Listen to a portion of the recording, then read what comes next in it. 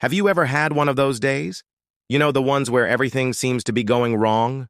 Well, today's passage is about one of those days, but it wasn't just an ordinary day. It was a day that changed history. In today's episode, we're going to look at the burning bush and discover 10 amazing facts about it. So let's dive in. Number 1, Moses' ordinary day. For the past 40 years, Moses had been tending his father-in-law Jethro's sheep in the wilderness near Mount Horeb. Life was simple and uneventful. Then one day, as he was tending his flock, he saw something that made him stop in his tracks. A bush was on fire, but it wasn't being consumed. That's what caught his attention. Number 2, an unusual sight.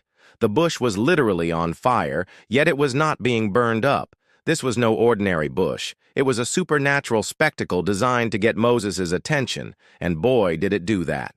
No. 3, God calls Moses by name. From the midst of the bush, God called out, "Moses, Moses!" Notice how God didn't call him by his title or his position. He called him by his name. This shows that even when we feel like we're just an ordinary person, God sees us and calls us by our name. He knows us personally. Number 4, holy ground.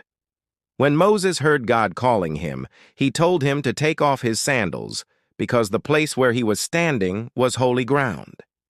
In other words, God was about to reveal himself to Moses. Therefore, it was a holy place. It reminds us that God is holy, and when we draw near to him, we must remember that we are in the presence of a holy God who deserves our utmost reverence and respect. Number 5, God's identity.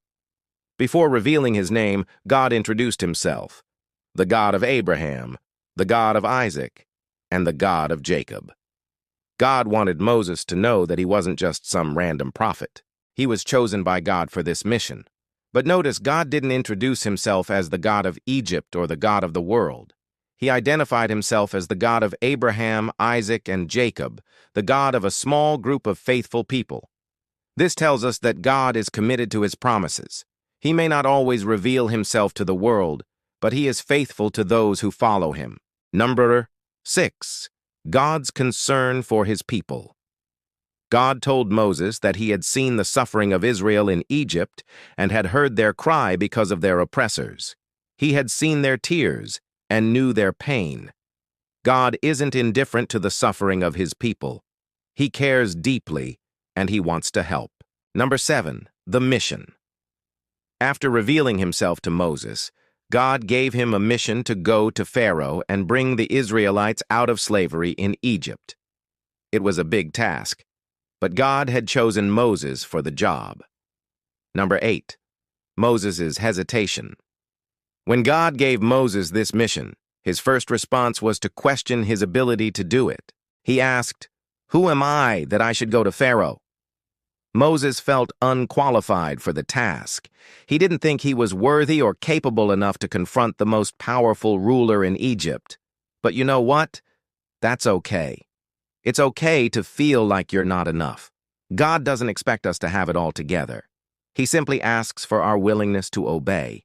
Number 9, God's assurance.